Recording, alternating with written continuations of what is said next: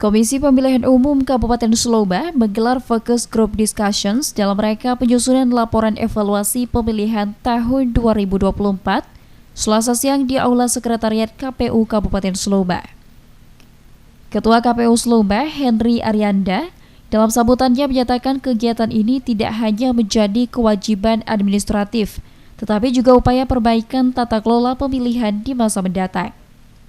Melalui forum ini, hubungan kolaborasi ke depannya dapat menghasilkan rekomendasi konkret untuk meningkatkan transparansi dan efektivitas penyelenggaraan pemilu di Kabupaten Sloba di masa yang akan datang.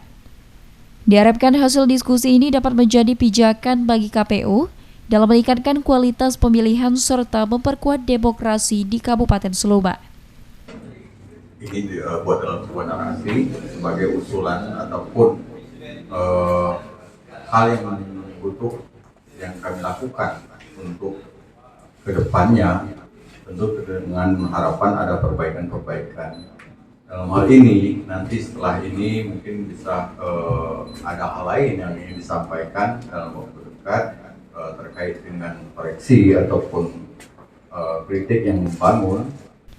Sementara itu, mantan Komisioner Bawaslu Sloba Suryadi yang kini menjadi Koordinator Akademi Pemilu dan Demokrasi Kabupaten Sloba, dalam FGD ini menyampaikan beberapa poin, yakni perlu lebih intens komunikasi antar lintas sektoral untuk menata kelola pemilu yang lebih baik. Kedua, menurutnya, dari sisi pengawasan yang dilakukan Bawaslu seharusnya tidak mesti menunggu adanya laporan, sehingga tidak mesti mencatat hal yang terjadi, namun juga mencatat hal potensi terjadinya pelanggaran. Itu pertama, soal komunikasi lintas sektoral.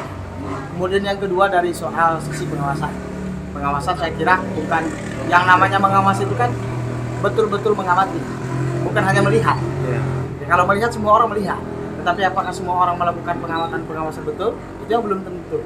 Nah, Bawaslu sebagai lembaga negara sebetulnya yang disiapkan memang untuk mengawasi seluruh tahapan pemilihan, mestinya betul-betul mengamati dan mencatat setiap bukan hanya yang terjadi, tetapi potensi yang akan terjadi dugaan pelanggaran yang berpengaruh terhadap legitimasi hasil pemilu yang penting bagi Bawaslu saya kira ke depan.